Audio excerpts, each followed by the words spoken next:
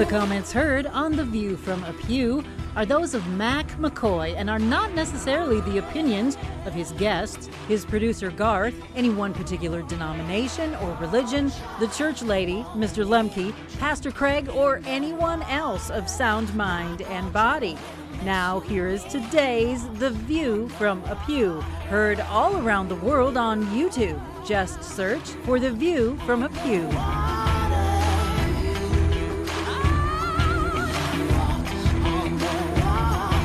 Good morning, good afternoon, and good night. I'm Mac Mckoy along with Dennis P. Crawford, and this is Point Counterpoint. I always tell you at the beginning of the show when we're recording this show, because you may be listening to this program or watching this program a month from now, a year from now, 10 years from now, and because we talk about topical issues, by the time you're listening to this, you'll say, well, why didn't they? That's stupid. Why are they talking about that? Well, this is the 18th day of December in the Lord's year 2024, and we're going to talk today about a couple things Mr. Trump's doing. We're going to talk about the Nebraska legislature, and then we're going to talk about the drones, because, boy, are those on everybody's mind. And what Point Counterpoint is, if you are old enough to remember the original 60 Minutes, they had two CBS anchors, one conservative and one liberal, and they would calmly and professionally talk about what's going on in the political world. That's what this Point Counterpoint is. We've gotten so used to being horrible to each other, and both sides. And I and Dennis wanted to create a show where we could just kind of like the old dragnet, just the facts, ma'am, just the facts. And if I lay out something that he thinks is propaganda, he'll say, well, that's just propaganda, Mac. But I'll tell you what, you'll never hear me say to him, I can't control what comes out of his mouth, you'll never hear me call Dennis a liar. He loves politics, and he's very, very good at it. And we're really blessed to have him on this show. So welcome, Dennis. I appreciate you being here. Well, thanks for your kind words, Mac. It's always a pleasure to be on your show. And I just think our show. And I just think Democrats and Republicans need to sit down and just talk to each other, be honest, be civil. We're still all Americans. We all want what's best for the country. We just have a different opinion of how we achieve the goals of peace and prosperity for all Americans. Well, and I would tell you from a journalist standpoint, one of the reasons that we have, if we've grown backwards on the facts, okay? And when I took journalism in the University of Nebraska, one of my first classes, Walter Cronkite came in to be a guest speaker. And they didn't tell anybody in advance because they didn't want the class rushed or anything. And I think we talked about this before. The one thing, he said many things that made a lot of sense to me. But the one thing he said is you got to have three independent sources when you say something about somebody that could be considered slanderous. You got to know that what you're saying is true. Well, that's all gone to heck in a handbasket. So what Dennis and I are trying to do is to try to bring some decency back. And we've got some listeners. We're starting to pick up some listeners. And I get compliments on both of us from both sides. So we're doing a pretty good job. Well, thanks. I think we're doing a great job, and it's just been a heck of a lot of fun. Well, let's see if we can ruin our reputation today. Where do you want to start? We've got 4 topics. I think the settlement with Trump and ABC fascinates me as both a lawyer and just somebody that follows politics. Okay. And we're talking about this past week. You tell me if I get this wrong. This past week, a judge handed down a $15 million, what do you call it? Well, here's what happened. The judge was not involved. It was a voluntary settlement agreement. Oh, okay. Without any judicial intervention.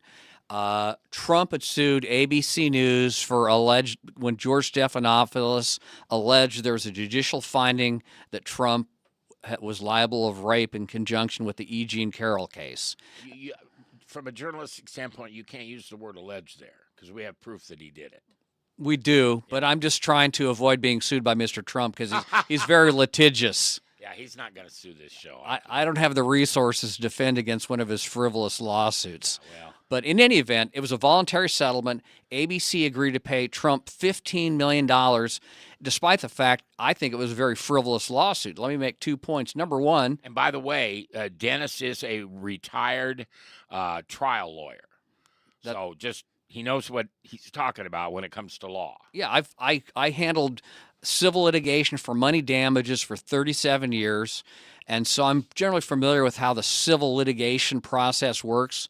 Like I said, ABC made a decision to voluntarily pay Trump $15 million to settle a claim. Stephanopoulos did an interview in which he said there's a judicial finding that Trump was liable for rape in a civil proceeding. I mean, Stephanopoulos' statement was correct. So there was no liability, there was no fault on the part of ABC, but there's a second part that's been largely overlooked in this entire discussion. If you bring a lawsuit, you have to prove more than just fault or liability. You have to prove damages. Trump had zero damages. There was no loss of reputation. I mean, he won the election, for crying out loud. So ABC could have successfully defended that lawsuit and held Trump to nothing, but they surrendered to Trump because Disney is the large holding company that owns ABC, and they have a lot of dealings with the federal government, with like the Federal Communications Commission. There's tax decisions, there's regulatory decisions, and they're afraid Trump is going to punish them if they continue to defend the lawsuit, and they basically paid because they're afraid of him. I mean, one of Trump's big themes in his election campaign was revenge and retribution, and ABC thought if they could pay him $15 million, they could buy their peace, but it's just going to further whet Trump's appetite to file more frivolous lawsuits. In fact, you see the Des Moines Register yesterday for a bogus poll they put out just for the election, another frivolous suit aimed at intimidating his opposition. Yeah, and as you and I have talked about before, I'm not far right.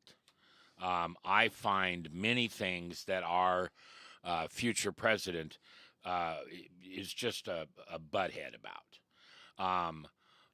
If I had a third choice, or if the Republicans would have given me a third choice, if I thought that person would be a good president, I would have voted for them. Because I think Trump will be a good president. I just wish he'd be quiet. He'll never be quiet, and I don't think he'll be a good president. But what ABC has done, they've set a very bad precedent. Trump is threatening now to sue CBS News over the Kamala Harris interview. There's some allegation of some editorial decision made. Once again, it's frivolous. There's no damages, but it's aimed at intimidating CBS and not criticizing him as strongly. And he's also talking about suing Bob Woodward. I can't remember what the grounds for any suit against Woodward will be, but this sets a very bad precedent. And that's not the way you handle the press in a free society. You don't try to intimidate them or browbeat them or bully them. I mean, what you do is what Ronald Reagan did at his first debate, I guess only debate, with Jimmy Carter in 1980. Carter said something that Reagan didn't think was right, and Reagan just nodded his head and quipped and said, "There you go again," and it was a very effective put down. That would be a much more effective way for Trump to deal with the press. All right, so I'm searching for what I think would be a fair source. In other words, it wouldn't be one of my far-right medias, and it wouldn't be one of your left. Where do you think Columbia Journalism Review stands? Are they, are you familiar with them? I read a report from them a few years ago. They're very critical of the press's coverage of the Hillary email controversy in 2016. So I think they're probably center left. They criticize the New York Times and other media sources for overdoing the Hillary email controversy in 2016, and the Columbia Journalism Review was correct about it because Hillary was investigated by the FBI, the Trump State Department, and the Inspector General's office, and they all cleared her over her use of the private email server. All right, so I brought up the Columbia Journalism Review, and hopefully we can find some equal ground here. The headline is, "Questions ABC News Should Answer Following the $16 million Trump Settlement." And then the subheadline is, "The decision to cave and apologize has unnerved American journalists. The network owes them an explanation." I agree with that. I do too, absolutely. Yeah, I agree with that. Now, here's the thing I don't understand. Why? Well, yeah, I guess I do understand. From your standpoint, you think that this threat of retribution that Trump has talked about, has said publicly, Yep. on his people who became his opponents or enemies, you think that that will not be Trump light. You think he will go after these people that hurt him, especially in the press. Oh, absolutely. I mean, he sued the Des Moines Register yesterday because they put out a poll in late October, early November showing Harris ahead in Iowa. And as it was, Trump won Iowa by a fairly wide margin. It wasn't close. But I'm a journalist. I don't understand how you can sue a newspaper for a poll. Well, you can't. It's a frivolous suit, but it's meant to bully.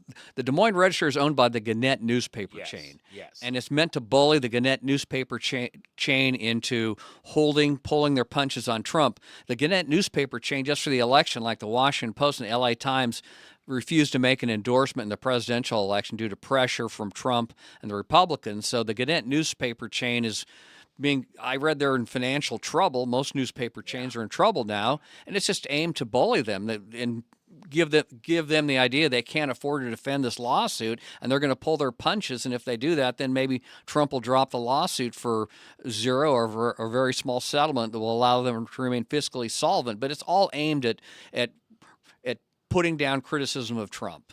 Okay. Don't we have this on both sides of the aisle, okay?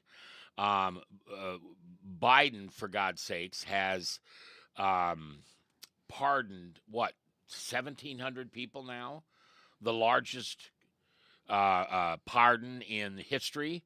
And we're still, 30 days out from Trump taking over. So he's got more time to do that. But as we talked, when the Hunter Biden thing came out, I don't care. The president can do whatever he wants to do because he's president. He didn't do anything illegal. I could certainly disagree with letting his son off the hook, but I would have done that. If I'm out the door as the president and I'm 80 years old and here's my son just because of his own stupidness, really messed up.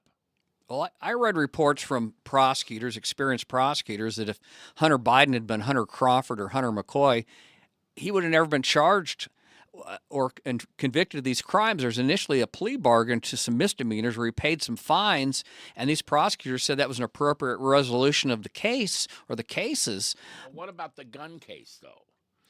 I mean, he had an unregistered gun. It's the same analysis, Mac. Most people don't get charged with that, and if they do, they just pay a fine. They don't throw the book at them, especially somebody like Biden that had no previous criminal history and was not a threat to society. Yeah, he was a bit of a scumbag exploiting the Biden name to make money for himself. Yeah. However, he was not a violent individual. No. He was not a threat to society. Yeah, no, I agree with you. I agree with you there. All right, let's go back to this report from the... what did I say it was? The Columbia Journalism Organization.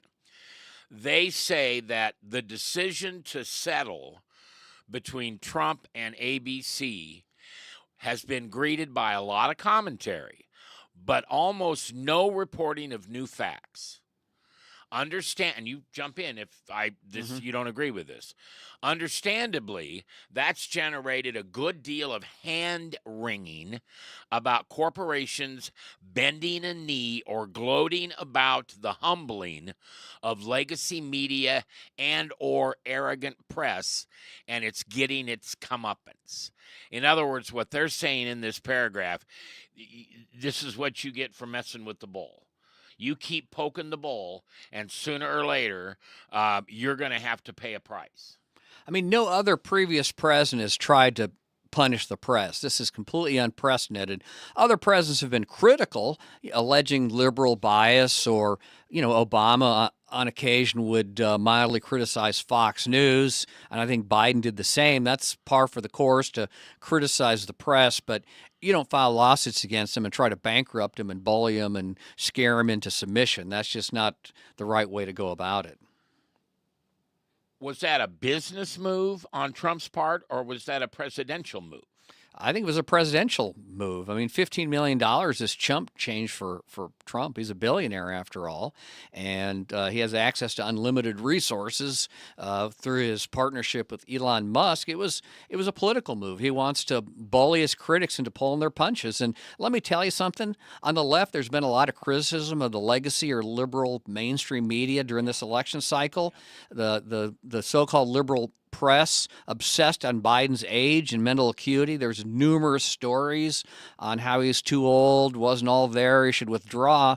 And stories on Trump's age and lack of mental acuity were pretty rare in comparison.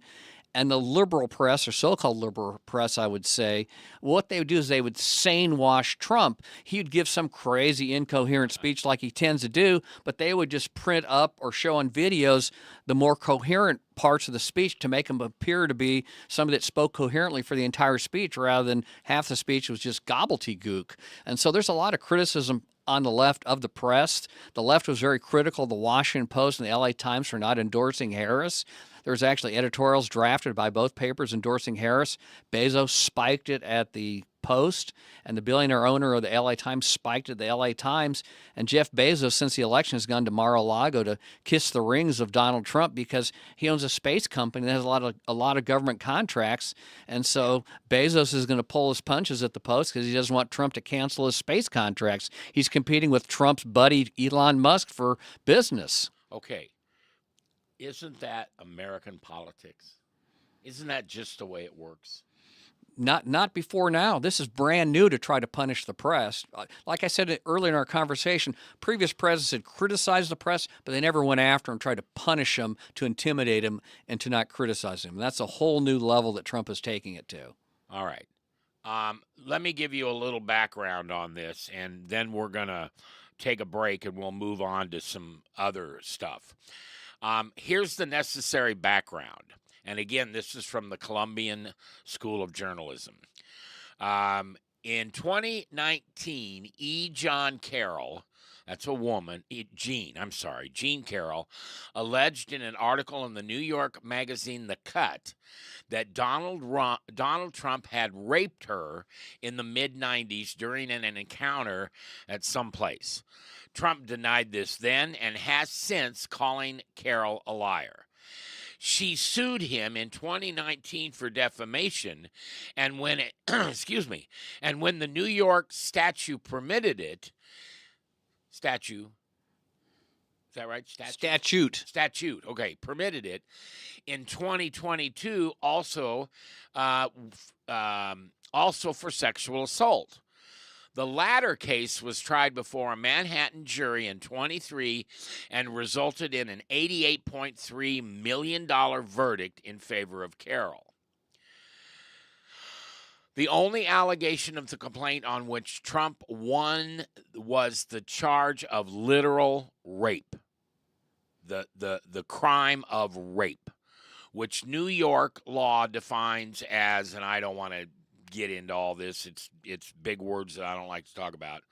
But it's sexual, which New York law defines as there has to be a penetration for it to be rape. And Carroll testified that that was not the case, and therefore both sexual assault and defamation was in question. In refusing to set aside the verdict on a motion by Trump, the trial judge wrote, and I quote, "The finding that Ms. Carroll failed to prove that she was raped within the meaning of New York penal law does not mean that she failed to prove that Trump was successful in assaulting her.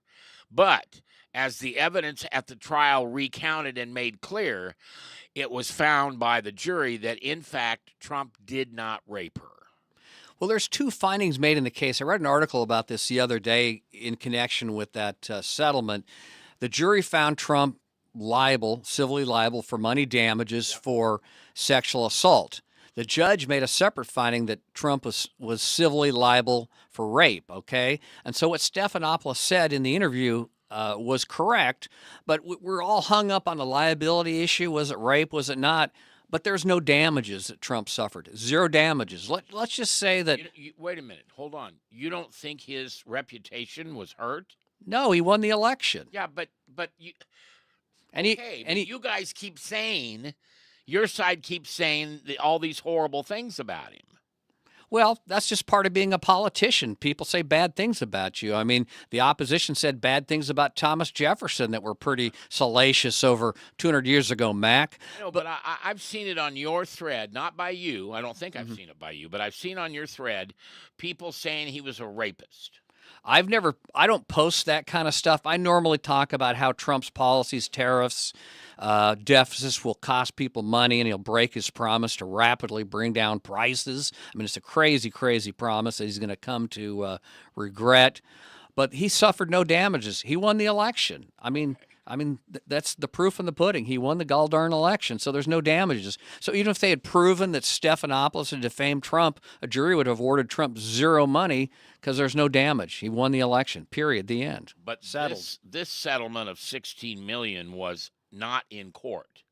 Right. It was between Disney and Mr. Trump. Correct. It was a voluntary settlement. Anytime in civil litigation, and in most cases, the parties can come to a voluntary settlement agreement, and that's what happened here. The judge had nothing to do with it. They'll report to the judge, we've arrived at a settlement, and the only judicial involvement will be to dismiss the lawsuit because the case was settled.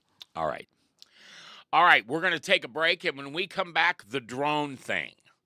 And I'll tell you what, I was going to tell you what I was going to put on Facebook, and I don't know if I will. Are you familiar with the movie Up? No. All right. I'll tell you what I think about the drone, and it's going to come from the movie Up. That's coming next here on Point Counterpoint.